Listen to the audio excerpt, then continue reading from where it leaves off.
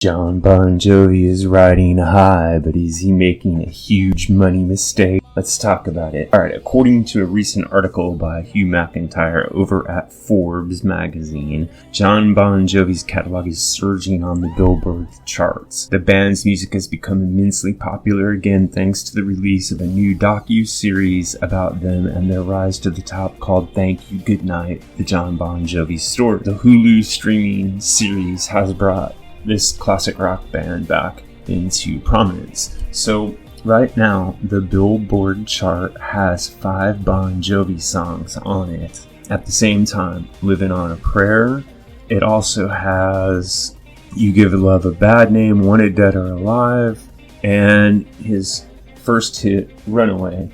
So right now, there's a hit docu-series, and he has 5 songs in the Billboard charts at a time when most classic bands are doing the best they can to wring out the last dime of the farewell tour and sell off their song catalogs. Which brings me to my point. If you've been following Bon Jovi's progress lately, you know that there's a good possibility that a tour is coming up.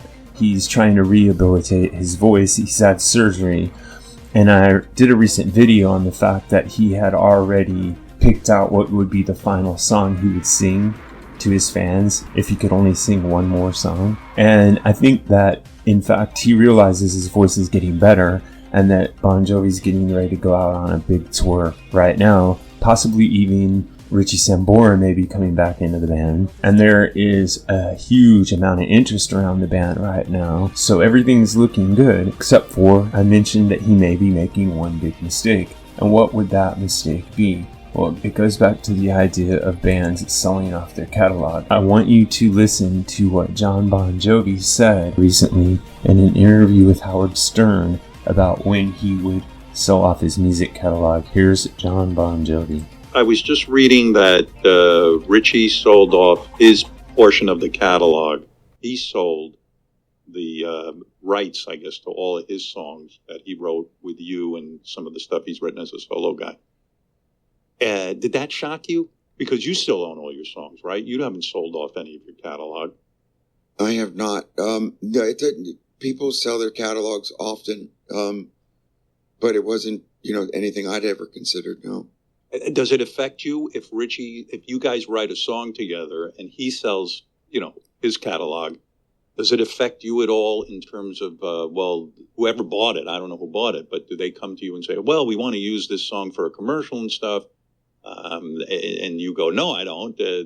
I'm not for that. It's like, is it a complicated mess? No, it's not. So if it's a collaborative effort on any song, then his share of it would go to whomever bought it. I guess it's like buying a house. Now it's your house, but mine is mine, and anyone that I've ever collaborated, theirs is theirs. Do you have any number in mind what your catalog would sell for? A lot. Yeah. That's all I can, it's all speculative. It would depend on how anxious you were to sell it, at what time did you sell it, where are you in the zeitgeist, so I have no desire to sell it.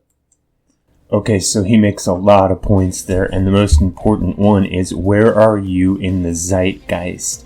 And from what he's saying, you can tell that John Bon Jovi believes that they have not reached their peak in terms of this resurgence of interest. He foresees a tour coming up. He may have new material that he wants to release, and he may see the band's stock just skyrocketing much, much higher than it is right now, even though it's already incredibly high.